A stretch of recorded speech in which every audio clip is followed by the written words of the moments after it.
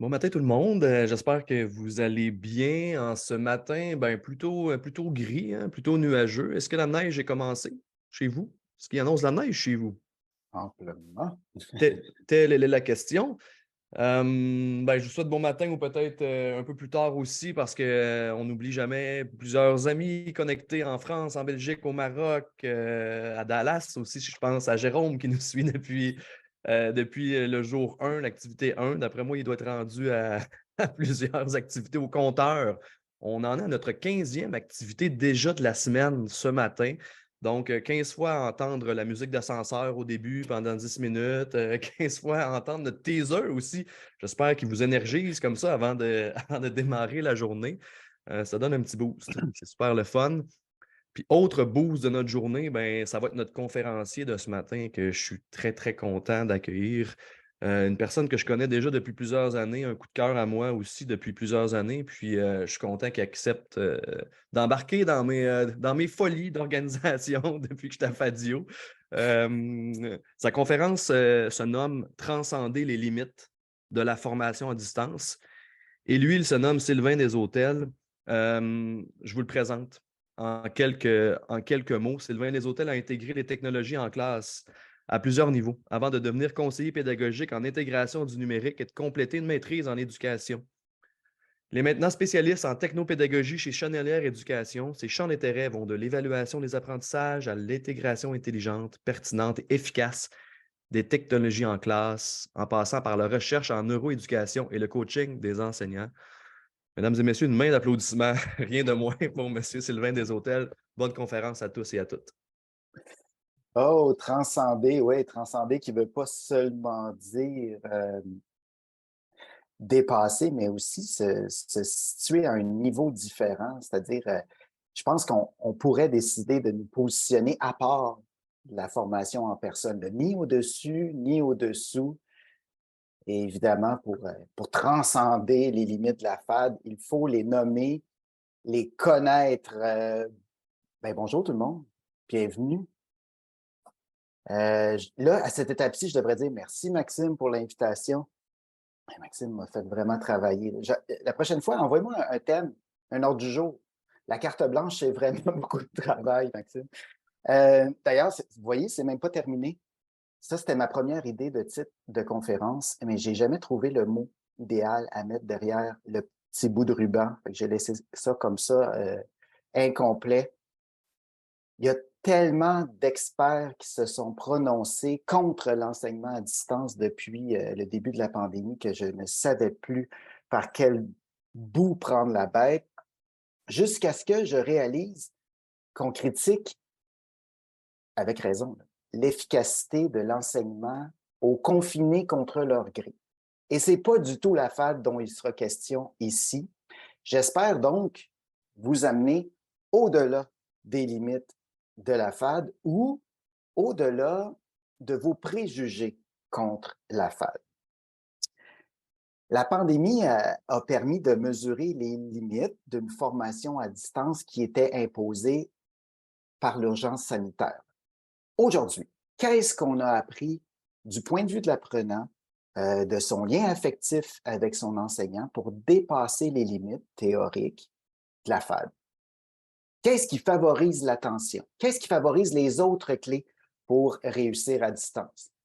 Du côté du prof, quelle posture nous aide à vaincre l'isolement? Mais d'abord, favoriser les apprentissages à l'ère du numérique. Qu'est-ce à dire? Premier sujet qui m'a été inspiré d'une conversation vraiment à bâton rompu dans un corridor de congrès avec Audrey Miller. Audrey, c'est entre autres la grande dame derrière l'École branchée. Son magazine s'appelle École branchée, enseigner à l'ère du numérique. Bon, là, si vous ne savez pas de quoi je parle, je vous mets dans le clavardage un lien vers leur site, comme ça vous ne resterez pas dans l'ignorance. C'est un organisme qui répond depuis quand même 1996 aux enjeux de l'enseignement à l'ère du numérique. Et depuis, j'ai l'impression que l'expression ère du numérique tend à se transformer en cours de route. Moi, de mon côté, je me demande qu'est-ce que c'est exactement l'ère du numérique? Est-ce que tout ce que nous sommes, tout ce que nous faisons, tout ce que nous transmettons est nécessairement teinté de l'ère dans laquelle on vit? Cette ère n'est-elle que numérique? Puis là, on arrive à favoriser les apprentissages à l'ère du numérique. De que c'est? En formation à distance, est-ce que le numérique n'est que la dématérialisation des outils utilisés depuis la généralisation des timbres-poste? Là, on parle des années 1840. Qu'est-ce que c'est devenu aujourd'hui? Est-ce que l'ère du numérique serait juste une époque particulièrement marquée par les outils? Oui, bien sûr, mais pas que, je pense. Euh, pensons au CD-ROM. Quand on envoyait des CD-ROM en formation à distance par la poste, qu'est-ce que ça donnait, ça? Ben, beaucoup de choses très pratiques parce que là, on avait tout d'un coup une grosse disquette qui était un paquet de documents multimédia très faciles à expédier. On disait incassable, impossible à rayer, en tout cas, quand c'est sorti. Et là, aujourd'hui, la question, c'est qu'est-ce que ça veut dire apprendre à l'ère du numérique? L'éducation par des outils numériques était nécessaire, disait-on, il y a quelques années. On sait aujourd'hui que l'éducation doit maintenant être au numérique. Et là, je pense que c'est à chacun de nous de prendre action, de choisir un plan de développement professionnel conséquent. L'an dernier, j'ai reçu quelques commentaires après ma conférence à l'effet que je parlais beaucoup de connaissances par rapport aux compétences. Je maintiens que la maîtrise de connaissances et leur compréhension est absolument nécessaire pour développer l'habileté à utiliser des tâches cognitives de haut niveau. Ceci dit, je m'inscris en faux contre ceux qui prétendent qui n'ont plus besoin d'enseigner des contenus parce qu'ils sont accessibles facilement au bout des pouces sur l'écran que nos élèves ont dans leur poche. Il y a même certains technophobes qui vont dire d'ailleurs que le seul clavier utile est celui-ci qu'on voit à l'écran, qui se résume aux fonctions copier-coller. Mais en même temps, sur le terrain, je prends note de quelques observations d'enseignants du collégial, entre autres, qui me disent que leurs étudiants savent pas utiliser un traitement de texte et qu'il y a même certains étudiants qui peinent à utiliser les fonctions copier-coller. Est-ce qu'on prétend encore que nos jeunes, nés à l'ère du numérique, savent d'instinct utiliser les outils numériques pour produire du contenu?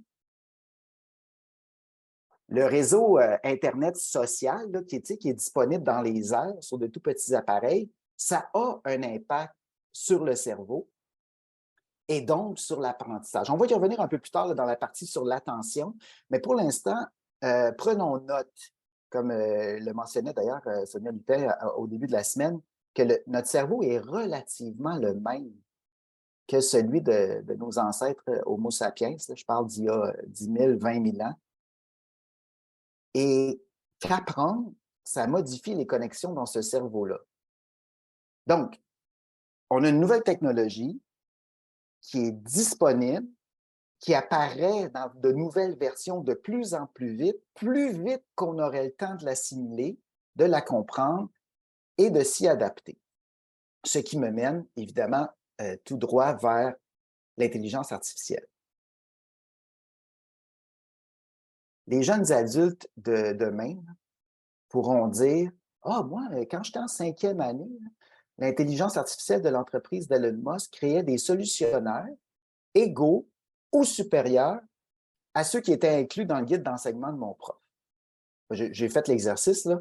J'ai pris un problème dans un de nos cahiers de 5e année. J'ai soumis la question à ChatGPT et franchement, la solution est de très bon niveau. Parfois, aussi fort que ce que nos rédacteurs peuvent pondre. Si vous avez manqué le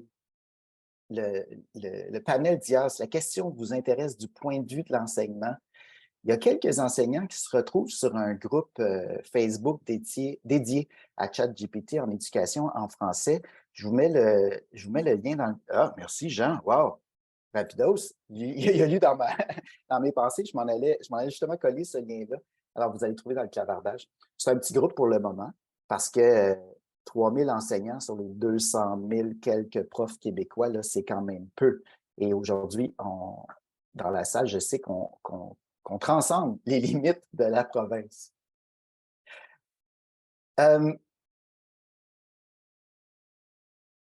Oui, si vous avez manqué le panel d'hier sur ChatGPT ou que vous pensez que là, présentement, là, c'est ce qu'on a d'accessible gratuitement, c'est la quintessence de la modernité, le bout du bout. Là. Je dois vous aviser que la prochaine version, la quatrième, sera une amélioration à une échelle, mais exponentielle des sources consultées pour répondre.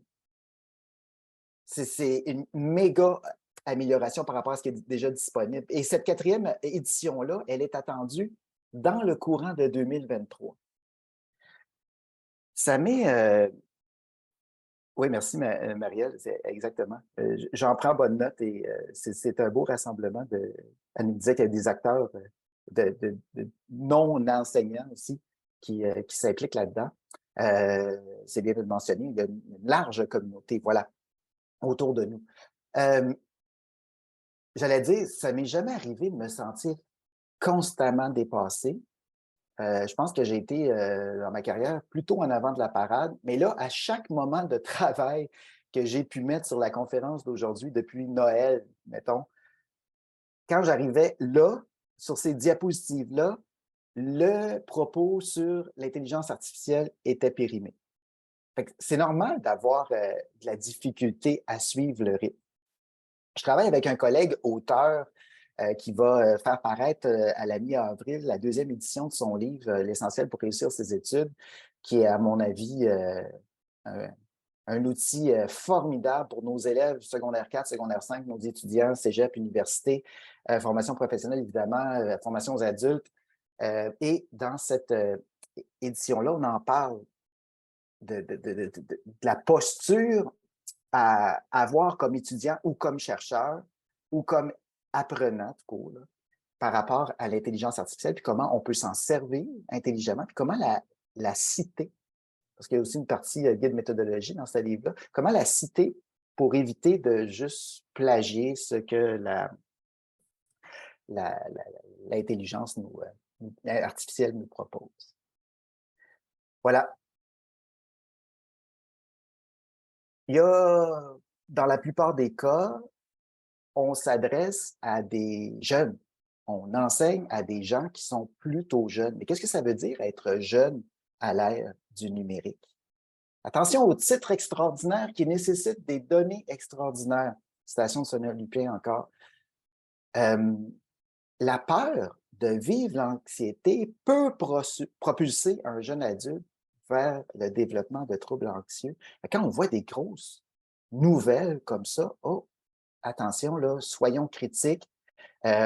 Puis l'article du fond, l'image que vous voyez à l'écran, était sérieux. C'est un article que j'ai trouvé dans le Devoir.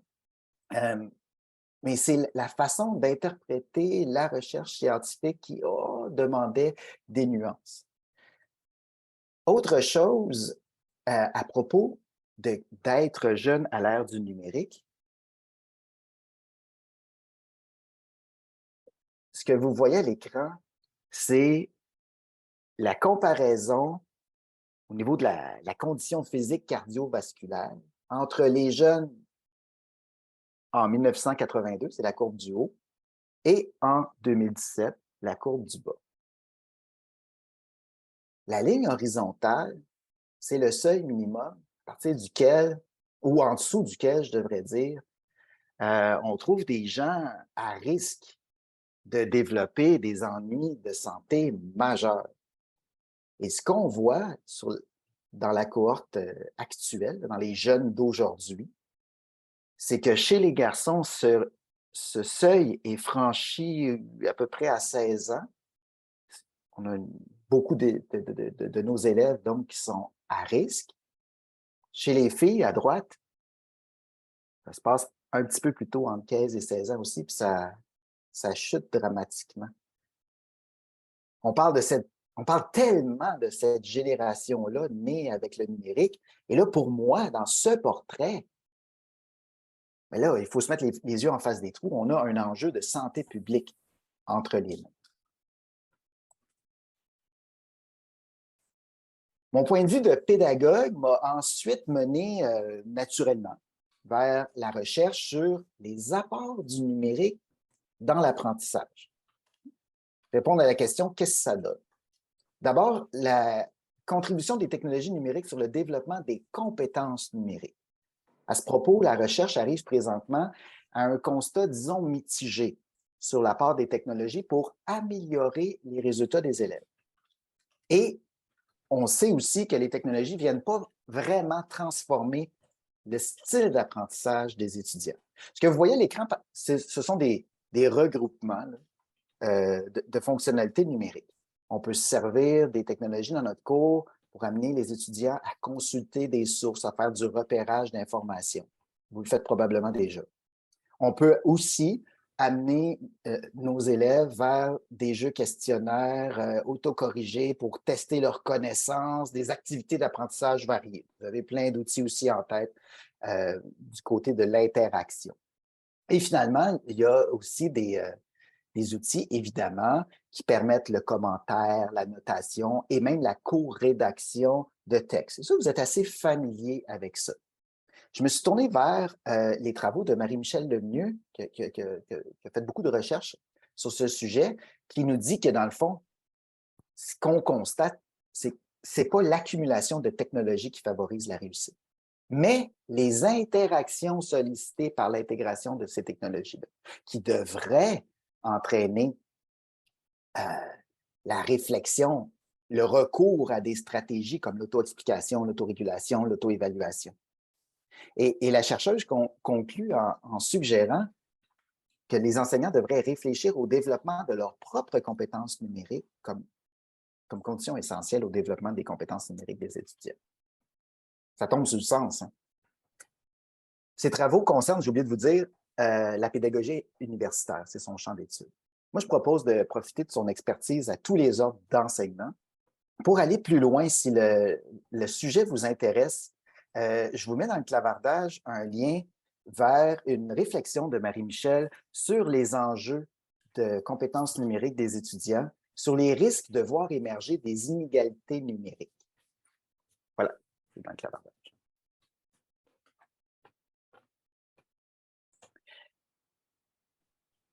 Le thème de l'isolement. D'habitude, on l'aborde quand on parle des limites de la FAD. Je n'y suis pas encore. Je veux rester dans le thème de l'ère du numérique, qui est aussi associé au défi d'être, c'est un drôle de paradoxe, là, isolé dans un monde de plus en plus connecté. J'accompagne souvent des équipes qui travaillent, ma foi, c'est épouvantable, chacun dans leur coin à réinventer la roue. Notre nouveau ministre de l'Éducation souhaite un réseau plus performant. Mais je pense qu'il faudrait commencer par éviter de gaspiller de précieuses ressources en travaillant aux mêmes objectifs, au développement des mêmes outils en évaluation, par exemple. Je vois ça tellement souvent. Tu sais, chacun de notre côté. Est-ce qu'on est vraiment capable de réseauter virtuellement? Quelle utilité réelle ont les groupes sociaux en enseignement? Je n'ai pas de données précises là-dessus, mais je doute beaucoup des réseaux sociaux pour créer de l'intelligence collective en éducation. Il me semble que ce soit de bons espaces pour entretenir des relations existantes, mais sans plus. En regardant mon parcours, je remarque que les rencontres qui ont été vraiment déterminantes ont eu lieu en personne, lors d'événements en personne qui se sont ensuite prolongés sur les réseaux sociaux. Or, ces forums numériques sont rarement une valeur ajoutée à la formation continue. Ben oui, j'ai trouvé des ressources, des articles inspirants, intéressants, bien documentés. Mais qu'est-ce qui se passe d'utile sur les réseaux sociaux par rapport au temps qu'on a besoin d'y investir? C'est ça la question qui me turlupine dans le fond. Exemple, un groupe de profs sur Facebook qui cherchent des réponses clés en main. Et là, ils posent la question sur le groupe de profs avant de consulter toute source officielle.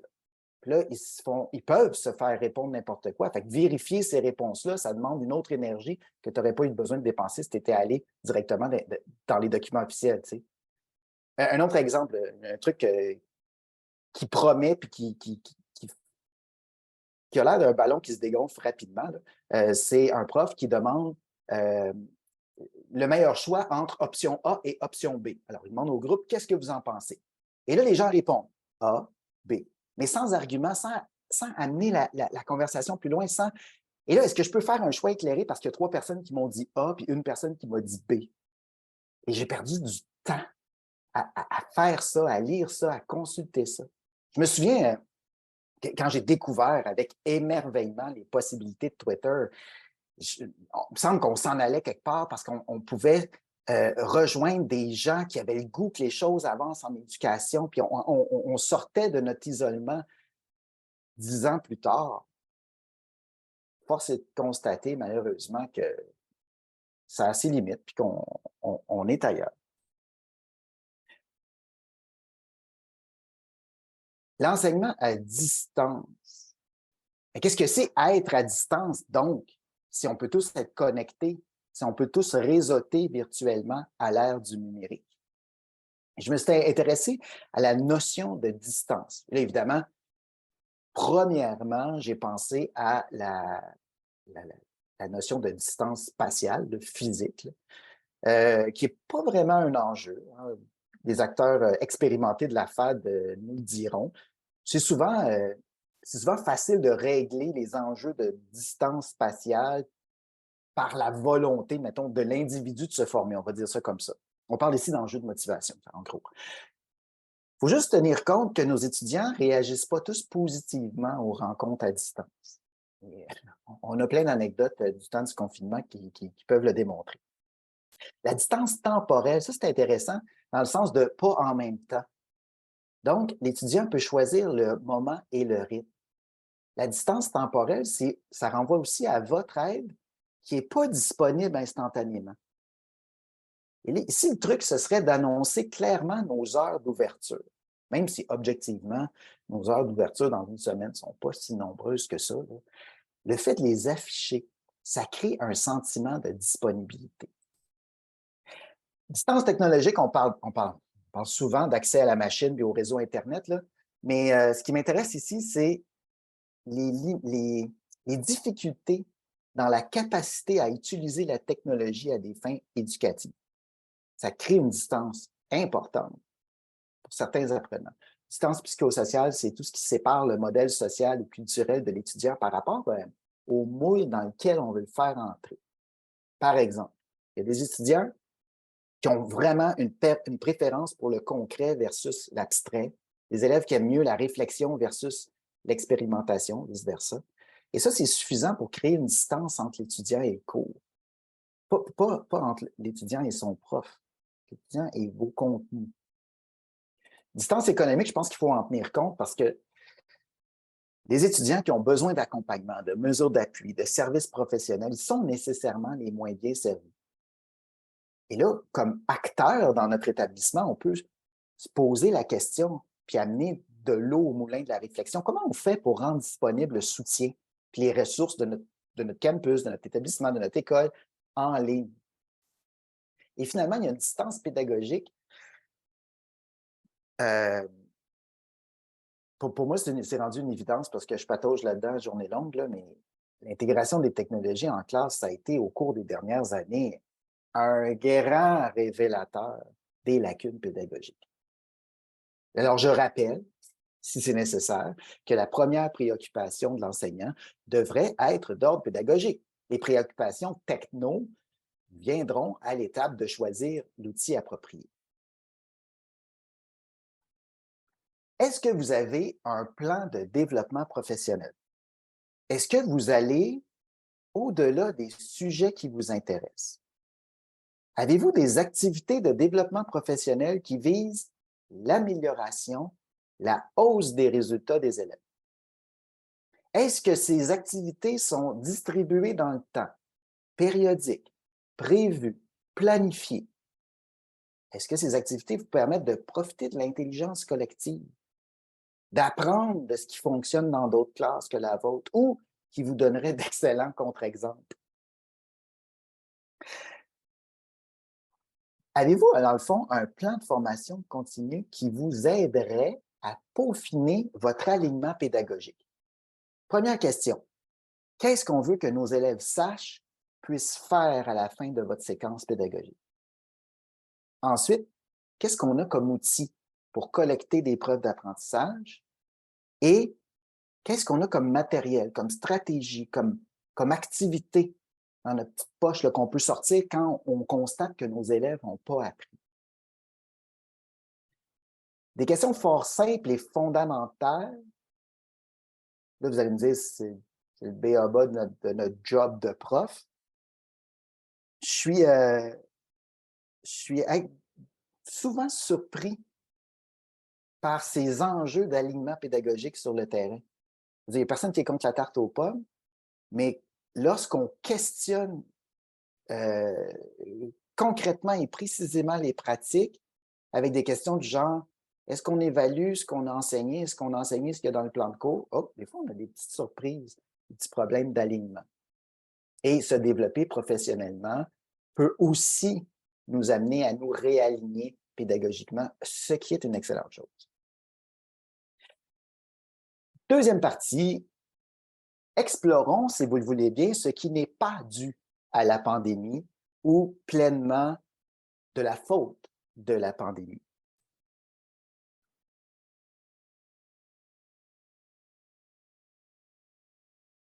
Belle citation, hein?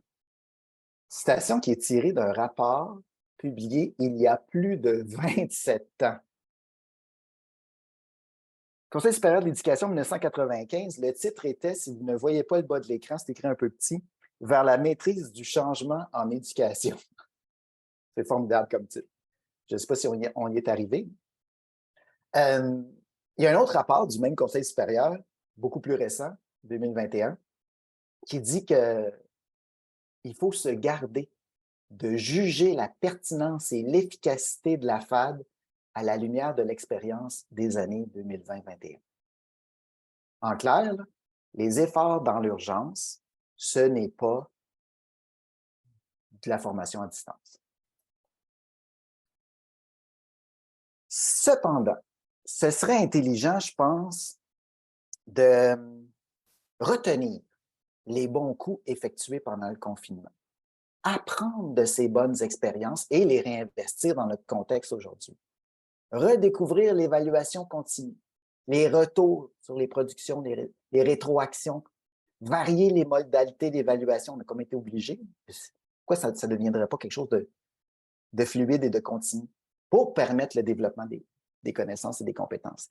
Je vous invite, tiens, j'ai entendu quelque chose de vraiment intéressant le 9 février. C'est le webinaire qu'a donné Édith Potvin-Rosselet, qui explique, dans le cadre des activités de l'OQPC, elle explique son expérience de co-évaluation avec ses étudiants. Ça s'intitule « Dialoguer pour évaluer ». Je vous laisse le lien dans le clavardage pour que vous puissiez voir son webinaire, sa conférence qui était vraiment intéressante sur ce propos des bonnes pratiques évaluatives. Voilà, vous aurez ça sous la main. Je parlais du Conseil supérieur à l'instant, je vais finir ma petite section là-dessus.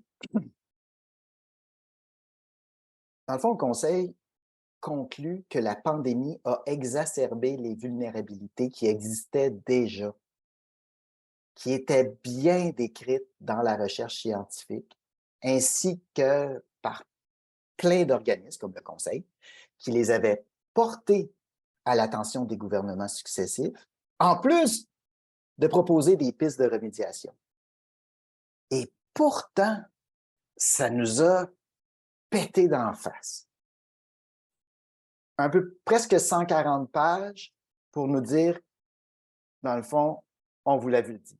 Merci Jean, hey, c'est incroyable, quelle communication. J'étais en train de copier ce lien. Super, merci beaucoup. C'est comme si j'ai mon assistant en coulisses. Troisième partie, on arrive donc aux limites théoriques du terrain de jeu de la FAD. Alors, les limites documentées. Là, je pense que vous n'apprendrez rien à cette étape, mais on va quand même jeter les balises de notre terrain de jeu. Vous savez qu'en formation à distance, on a des défis de motivation des élèves, des contraintes pour l'évaluation, des interactions qui sont parfois difficiles, des objectifs de socialisation qui sont compromis, en plus de fréquemment présumer des compétences numériques élevées des étudiants. Je vous amène sur une autre limite, et celle-là, elle est déroutante. C'est un chercheur, Guillaume Dumas, il est chercheur à l'Université de Montréal et au CHU Sainte-Justine, pardon. Avec ses collègues, ils ont utilisé un électroencéphalogramme pour examiner les cerveaux de mères et de leurs adolescents qui discutaient en personne, face à face, puis par technologie interposée, donc en visioconférence. Okay? L'examen a démontré que le cerveau des participants, qui se connaissent bien, là, ils ont un lien intime, on s'entend, là, leur cerveau ne réagissait pas du tout de la même manière lorsqu'ils étaient en visioconférence par rapport à ce qui se passait en personne. Les conclusions illustrent clairement, dans le fond, le prix que nous payons pour la technologie. Les chercheurs ont constaté, dans le fond, que les cerveaux des participants se synchronisaient quand ils étaient face à face, on voit les connexions, et ça ne se produisait pas quand ils discutaient par le biais d'un écran. Plus précisément, vous le voyez ici, ils ont pu mesurer 9 liens importants qui unissaient les deux cerveaux lors de la conversation en personne, ce que vous voyez en haut à droite, contre un seul lors de la conversation virtuelle. C'est l'image en bas à gauche.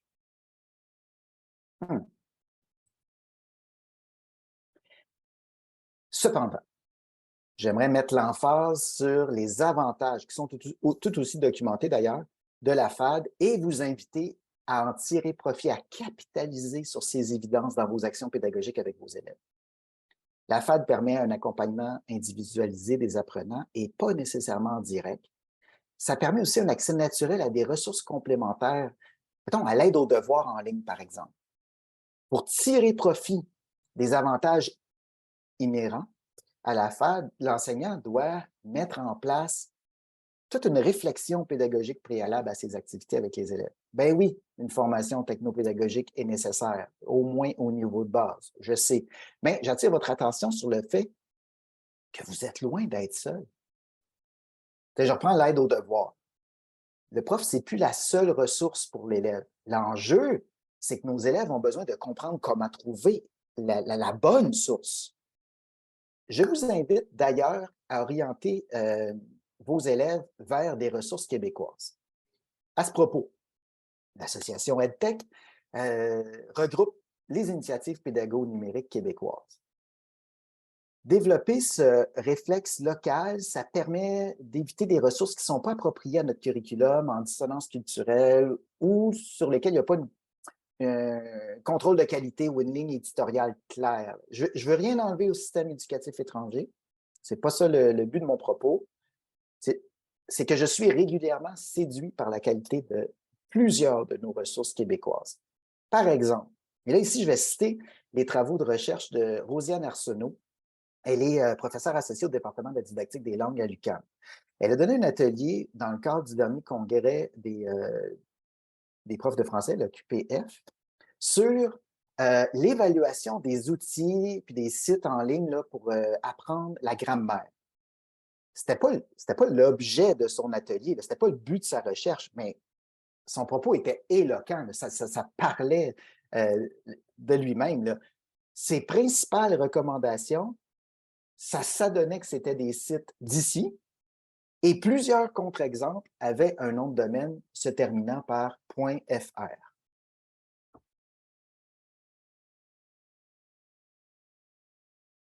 Le point principal d'achoppement, ça, je pense que ce n'est pas juste dans la FAD, dans l'éducation en général, je pense que c'est juste le manque de temps. Il faut vraiment rentabiliser le peu de temps de préparation dont on dispose. C'est une étape des plus importantes dans toute cette démarche d'enseignement et d'accompagnement de nos élèves. On a besoin de temps pour développer des contenus, évidemment, mais on doit aussi faire le choix de mettre du temps sur l'adaptation de nos outils d'évaluation. Planifier ces évaluations. Je répète, planifier ces évaluations. C'est aussi laisser l'élève faire ses propres choix pour nous prouver son niveau de compétence. Une fois qu'il a compris où est-ce qu'il est attendu, l'élève est capable de nous démontrer qu'il est compétent. En situation d'évaluation en tant qu'apprentissage, on a à prendre des décisions, mais il faut laisser à l'élève l'opportunité de prendre des décisions aussi. Par exemple, c'est très facile, vous voyez à l'écran, c'est un petit questionnaire qu'on donne après chaque devoir ou chaque exercice qui permet à l'élève de se positionner sur l'un des 4 niveaux que vous voyez présentement sur la flèche. Comme ça, l'élève qui a besoin d'aide peut être placé dans un sous-groupe dans lequel l'enseignant va intervenir. Je vous mets un autre lien dans le clavardage à propos de la... Voilà, à propos de ce dont il sera question à l'instant, parce que, bon, on a sondé le sentiment de compétence numérique chez les profs. Vous voyez les dates en plein confinement. OK. Moi, je me dis, dans un contexte où l'on manque de personnel enseignant, je me demande à quel point les enseignants qui choisissent la FAD sont à ce point différents du reste de la population enseignante. Je présume qu'ils ont choisi l'enseignement à distance, mais est-ce qu'ils sont assez outillés par rapport à l'utilisation du numérique? Alors, je vous montre les résultats de cette question-là. Est-ce qu'on se sent assez compétent pour enseigner à distance? En gros, c'était ça l'idée. La sous-question, le sous-texte, ça, c'est le constat, puis c'est comment les gens se sentaient à l'époque. Mais moi, je me demande, est-ce qu'on est conscient de l'importance énorme de notre rôle à développer la compétence numérique de nos apprenants? Toujours dans la catégorie des sondages, celui-là, l'Académie de la transformation numérique, portrait numérique des régions du Québec. C'est l'Université Laval qui a pris la balle au bon, là, qui s'occupe maintenant de ces questions-là. Si vous voulez le consulter. C'est assez intéressant parce qu'il y a plein de beaux graphiques et dessins qui sont assez éloquents. Je vous mets le lien dans le clavardage. Ah, on dirait que l'hyperlien n'a pas suivi, mais vous avez le texte quand même. Donc, on a demandé aux gens, d'abord, est-ce qu'il y avait ce qu'il faut pour se connecter à Internet à la maison? Puis on leur a demandé à quel point vous êtes bien équipés. Ça m'inquiète un peu de constater que plus d'un abonné sur 3 ne sait pas pour quel service il paie. Merci, Jean. Et on va aller dans le détail des régions. Je vais vous laisser regarder parce que vous allez vous approcher de l'écran pour trouver votre région. J'attire votre attention, Jean de Fadio d'ailleurs, sur les stats de vos régions. La moitié des répondants ne savent pas quel type de connexion Internet ils ont. Oups. J'aimerais avoir votre opinion. J'ai 2 questions à vous poser. Alors, je vous invite soit à numériser le code QR qui apparaît à l'écran, soit à vous rendre sur menti.com et d'entrer le code numérique que vous voyez à l'écran, ou tout simplement de cliquer sur le lien que je viens de vous partager dans le clavardage.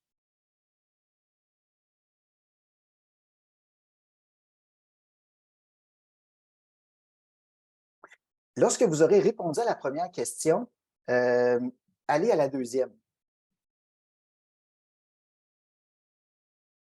Alors, nous avons 154 personnes dans la salle. Je vais vous laisser le temps de répondre. Tu sais, on peut afficher les résultats en attendant. C'est toujours intéressant de voir ce que ça donne en temps réel.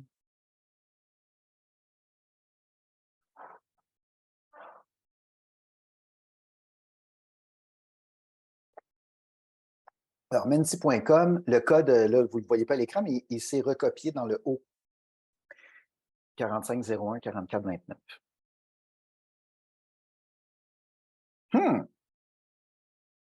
Je pensais que ce serait plus serré. Et à l'autre question.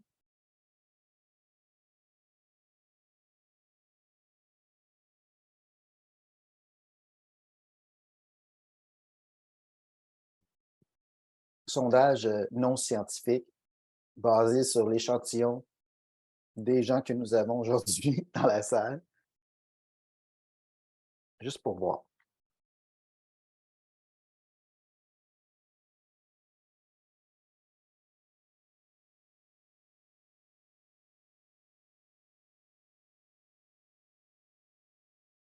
Donc, apprendre à distance, est-ce que c'est synonyme d'être sur Internet pour apprendre? Et quand on va sur Internet, de façon générale, pas que pour apprendre, dans quelle langue ça se passe?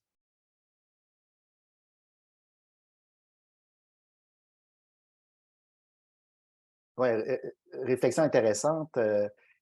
Selon nos champs d'intérêt, les domaines dans lesquels on travaille, peut-être qu'il y a énormément de ressources dans une langue qui n'est pas notre langue maternelle, par exemple en anglais. Est-ce que ça va influencer le climat, le contexte dans lequel on navigue? Voilà. Bon, je vous laisse continuer à répondre. Merci de votre participation, ceux qui ont répondu. Voyons voir ce que les vrais sondeurs ont trouvé. Si vous pensez que c'est synonyme, qu'enseigner à distance ou apprendre à distance, je reprends, c'est synonyme d'être sur Internet pour apprendre ou que vous pensez que ça a une influence, j'attire votre attention sur les réponses données dans le cadre de l'enquête lorsqu'on a posé la question. Voilà, ça a donné ceci. Alors, est-ce qu'il y a un lien à faire entre le contexte dans lequel les gens apprennent et le contexte dans lequel ils sont sur Internet en général? Ce qui est assez flagrant, c'est les disparités d'une région à l'autre. On n'est pas surpris de ça. On sait que dans certaines régions du Québec, il y a énormément de francophones et dans d'autres régions du Québec, plus de gens qui parlent ou qui utilisent une autre langue. Donc, forcément, quand ils vont sur Internet. En tant qu'enseignant à distance, maintenant, je vais me placer comme prof. Il faut que je sache que mes apprenants vont aller puiser des informations utiles à leurs apprentissages en ligne. Tôt ou tard, ils vont y aller. On ne peut pas omettre ces données dans le portrait global du monde dans lequel évoluent nos élèves, finalement.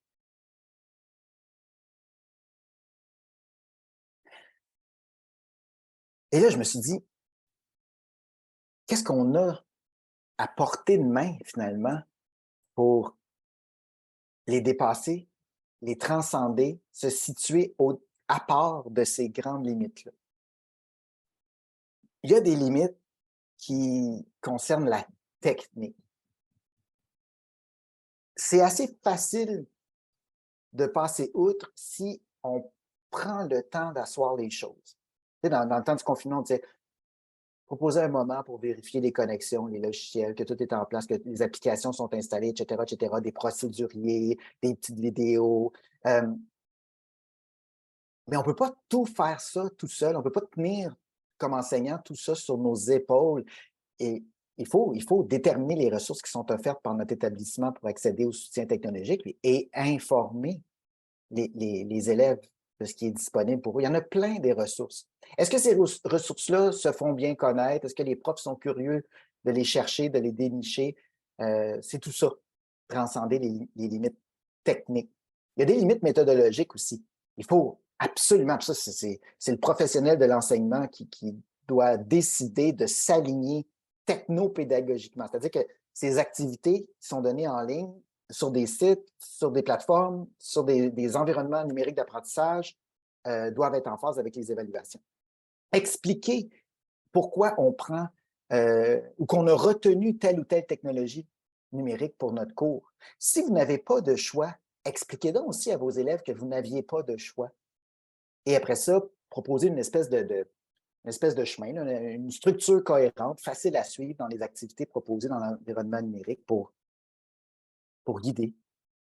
Je n'ai pas de meilleur mot, pour guider l'étudiant dans son cheminement, dans sa progression, dans les tâches demandées. Puis évidemment, si on est capable nous-mêmes de modéliser l'utilisation des technologies numériques, on sera inspirant pour nos élèves. Il y a des limites qui sont relationnelles. Le but, et ça, on l'a tellement documenté, et gardons cette précieuse expérience-là, il faut créer un premier contact en direct pour déterminer nos attentes, mais aussi écouter les attentes de nos élèves en tout début d'année, de cours, de session, je ne sais pas comment votre découpage se fait, là, mais il y a tout le temps un premier moment. Et ce premier moment est important pour cette relation d'humain à humain. Puis on prend le temps de vérifier que tout le monde est bien installé, on rassure les étudiants, on met en place des activités qui sollicitent des interactions entre nous, mais entre les étudiants, entre eux aussi, évidemment. On peut proposer régulièrement des activités sur l'environnement numérique d'apprentissage qu'on veut voir utiliser, que ça devienne leur maison virtuelle. Proposer des solutions alternatives à ceux qui ont des petits problèmes techniques en cours de route. Ça arrive que ça tombe en panne, que la connexion est moins bonne. Est-ce qu'on pourrait revoir l'enregistrement juste pour boucher ces trous-là? Ah, ça aussi, ça rassure l'élève. Mettre en place des moyens de communication non officiels, c'est assez facile. Par exemple, j'ai vu une page Facebook pour partager des informations relatives à la vie professionnelle future des élèves. Là, ils font « Ah, c'est à ça que ça sert, c'est là qu'on s'en va. » Le prof me l'avait... Combien de nos élèves viennent nous voir par après pour nous dire je n'étais pas super attentif dans votre cours, je n'étais pas super impliqué, mais vous aviez tellement raison. On peut voir venir comme ça. Et je le répète, informer les étudiants des ressources et des divers services qui sont offerts en ligne pour les soutenir. Ils ne sont pas super habiles pour les trouver, mais une fois qu'on leur a donné le chemin, ils vont être capables de consommer cette ressource-là. Évidemment, la formation à distance rencontre des défis liés aux enjeux du niveau d'attention. Une chose à la fois. Porter son attention sur une chose seulement. Ici, j'ai volontairement placé un écran noir pour vous soulager cognitivement et pour vous parler de l'importance de déjouer le mythe du multitâche. Le cerveau humain ne peut pas porter son attention à 100% sur plein de trucs. Il peut fragmenter son attention, porter un micro-moment d'attention sur A, puis sur B, puis sur C, de façon séquentielle, et refaire cette boucle-là tellement vite qu'on pourrait lui faire croire à notre cerveau qu'on fait plusieurs choses à la fois. Ce n'est pas le cas. Alors, je vais vous parler des conséquences dans un instant, mais juste avant, j'attire votre attention sur le deuxième problème. Il faut sensibiliser nos élèves aux problèmes liés à la consultation maladive du cellulaire. Et en formation à distance, c'est épouvantable, l'outil sur lequel se vit l'apprentissage peut nous déranger dans nos apprentissages. Oups! Ce qui nous oblige à assumer ce rôle important comme prof pour maximiser l'attention des élèves. Linda Dessert, à l'UQAM, a travaillé là-dessus. Non, je pense qu'elle est à l'UQTR, enfin, à l'Université du Québec. Lors de son atelier à l'UQPF, elle nous disait, elle a une super expression, juste pour nous décrire à quel point les élèves se mettent eux-mêmes dans la vase en consultant maladivement leur cellulaire. C'est une, dit-elle, autodestruction attentionnelle intentionnelle. Tu fais exprès de détruire toi-même ta capacité d'attention. Il faut que tu décides de mettre ça en pause, de le mettre à côté, mais pas à côté physiquement à côté inaccessible, de côté, je devrais dire. Puis je reviens sur mon histoire de multitâche. Quelles sont les conséquences de faire croire à notre cerveau qu'il peut faire 2 tâches pseudo-simultanément? Premièrement, le temps total pour réaliser une tâche académique est plus grand, on est moins efficient. Les apprentissages sont plus faibles, la vigilance descend, baisse, et la qualité du travail baisse aussi. Autrement dit, on fait plus d'erreurs parce qu'on est moins vigilant. Et malgré qu'on ait passé plus de temps au total à faire notre tâche que si on s'était consacré juste là-dessus, bien, le résultat est moins bon. Et ça, c'est difficile à faire passer comme message aux étudiants. Ils ne nous croient pas, tout simplement parce qu'ils connaissent bien le jeu de l'école. Ils ont pu se rendre où est-ce qu'ils sont aujourd'hui en tournant les coins ronds. Et ils ont passé quand même, et ils arrivent à un certain niveau où ils vont dire ben, quoi, je suis capable. Et là, il va arriver une certaine limite. Donc, qu'est-ce qu'on peut faire comme enseignant? C'est quoi notre rôle pour maximiser l'attention de nos élèves? Premièrement, rejoindre chacun de nos élèves et dire clairement par rapport à nos contenus ce qui est important, essentiel, moins important et accessoire. Intéressant, mais accessoire. Il faut aider nos élèves à faire preuve d'inhibition, surtout ceux dont le lobe frontal n'est pas encore arrivé à maturité. Ça arrive tard, ça, dans le développement du cerveau, encore plus si on est un garçon.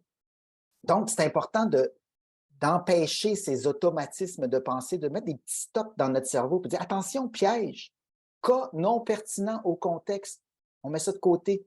Réponse spontanée, pas toujours la bonne, on fait attention. Donc, faire preuve d'inhibition. Clarifier ces conceptions naïves porteuses d'inefficacité. Les élèves croient des choses ou ont appris des choses qui ne sont pas exactement efficaces ou exactement précises, et pourtant, c'est fortement ancré chez eux. Ils ont peut-être développé des stratégies parasites. Ça revient un peu à l'inhibition, il faut les bloquer. Ces stratégies parasites qui font qu'au bout du compte, ça prend tellement de temps pour arriver à un résultat correct. Et dernier rôle, tellement important, travailler à engager nos élèves dans un processus réflexif, les solliciter intellectuellement. Donc, on attend qui? On attend quoi? À la première question, on n'attendra personne. Le Conseil supérieur de l'éducation martèle depuis 20 ans que l'on change de posture pédagogique et documente dans chacun de ses rapports des pistes intelligentes de réflexion qui ont été ignorées par les différents ministres de l'Éducation et ou de l'enseignement supérieur depuis le début du siècle. Au secteur jeune, par exemple, nous savons que le programme de formation de l'École québécoise, la politique d'évaluation et le bulletin chiffré sont ni pensés ensemble, ni cohérents, ni sur le point d'être améliorés.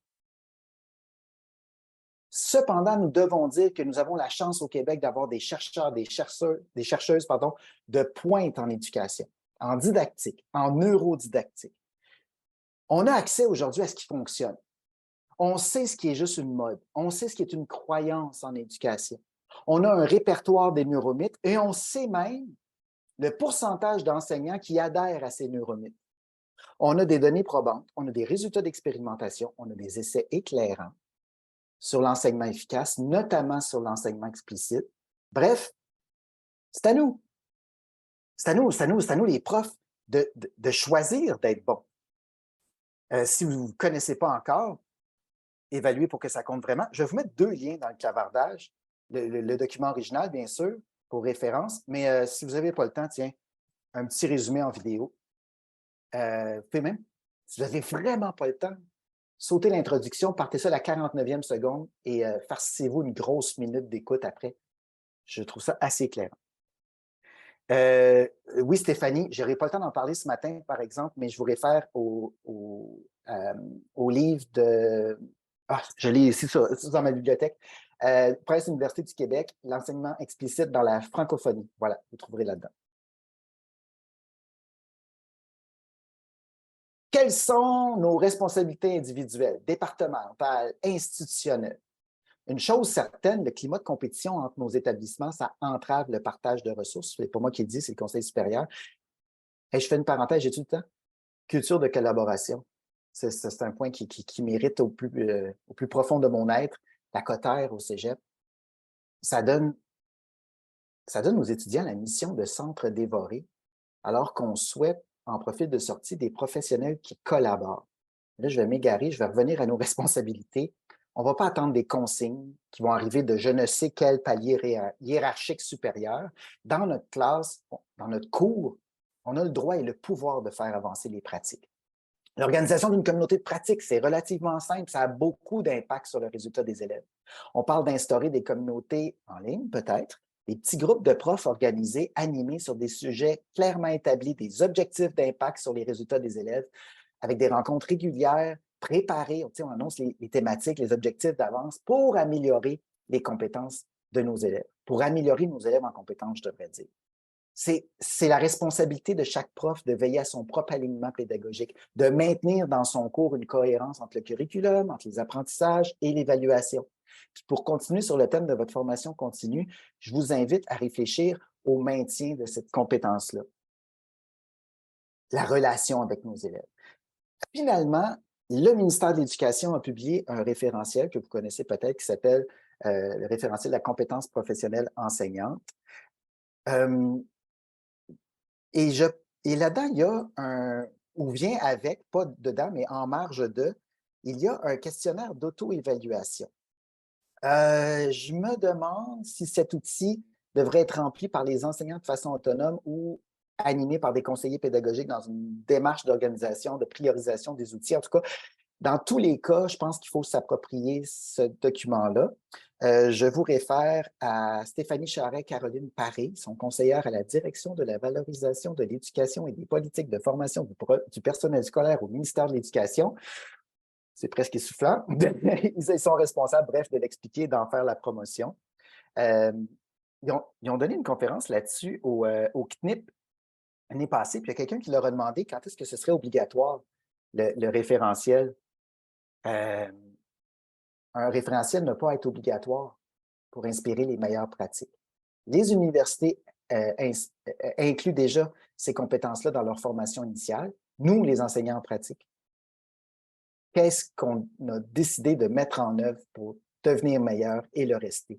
C'est une question de posture professionnelle. Vous allez trouver le lien vers le questionnaire d'auto-évaluation dans le clavardage.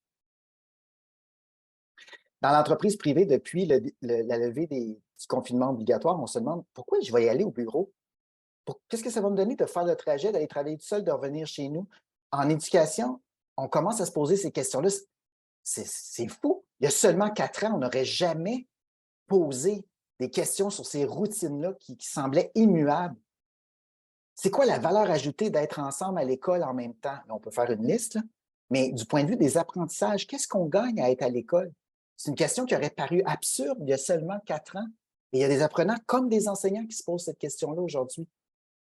Je sais que vous travaillez et que vous visez la réussite éducative qui inclut la réussite scolaire, l'apprentissage de valeurs, d'attitudes, de responsabilités. Vous voulez former des citoyens responsables qui vont jouer un rôle dans notre société. On est parti ce matin de la prémisse que la formation à distance est un choix libre et éclairé de toutes les parties, autant ceux qui enseignent que ceux qui apprennent. On a tout ce qu'il faut apparemment pour maximiser l'apprentissage malgré la distance.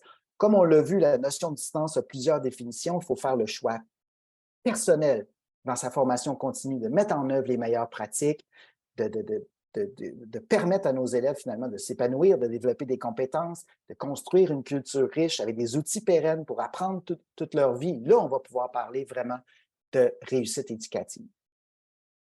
Il faut prendre des décisions, quel que soit notre rôle dans ce grand système qu'est l'éducation pour favoriser la réussite.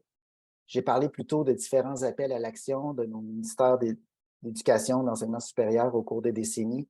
On a espéré que nos dirigeants fassent preuve de leadership, qu'ils appliquent les conseils reçus d'experts, qu'ils suivent les données issues de la science, de la recherche. Je pense que c'est à nous, individuellement, d'agir dans le cadre pourtant large de nos capacités. Décider ce matin d'aider la génération d'apprenants qui vous sont confiés à réussir. C'est vraiment important d'agir tout de suite. Merci. Merci beaucoup, Sylvain. Puis je peux te confirmer que tu viens de gagner ta carte chouchou de Fadio. Donc, on va te l'envoyer par la poste tantôt. Tu pourras me donner ton adresse. Un peu comme à tout le monde en parle. Donc, tu reviens quand tu veux avec cette carte-là. Tu rentres sur nos plateaux. Ah, c'est pas, merci. C'était une excellente conférence, de très beau. Je pense que tu as suivi un peu le clavardage au fur et à mesure, Sylvain. Du coin de l'œil comme ça, ouais, oui, du coin de l'œil, des beaux commentaires, des belles réflexions aussi. C'était super riche. Il est 10 heures pile poil. On a peut-être une petite minute s'il y a des gens qui veulent s'exprimer en ouvrant leur micro, peut-être en levant la main. Comme ça, à chaud, si vous avez des commentaires ou des questions pour Sylvain, c'est le moment de le faire. On a un petit 2 minutes devant nous pour le faire. Ça continue à défiler dans le clavardage. Je vous rappelle que l'ensemble des liens que Sylvain a partagés donc, sont réunis dans un PDF que mon collègue Jean Bélanger vient tout juste de partager. Oui, merci Jean pour le support. Jean était très, très efficace. Je me demandais qui allait poster en premier, Sylvain ou Jean? J'étais prêt. Oui, questions, commentaires, souhaits, vœux. Je vais rester en ligne pour vous écouter. Pendant ce temps-là, je vais demander à ma collègue Sarah si elle peut partager l'écran. Je vais vous demander aussi, chers participants, comme à toutes les activités, d'aller remplir le petit formulaire d'appréciation. Donc, je vous rappelle que c'est toujours le même Google Forms qu'on utilise pour les 23 activités. Donc, vous choisissez celle d'aujourd'hui, du jeudi matin. Puis, nous, ça nous aide beaucoup ensuite pour réajuster ou réinviter la personne l'année d'après. Voilà. Tu peux déjà cocher 2024 dans ton agenda, Sylvain. Badge, bien sûr, badge événementiel, gracieuseté de Cadre 21, fidèle partenaire de Fadio déjà depuis quelques années. Allez également réclamer votre badge au bout de 3 activités suivies, donc 3 heures de formation ou de développement professionnel. Vous avez accès à votre badge événementiel. Merci beaucoup à Cadre 21 pour cela.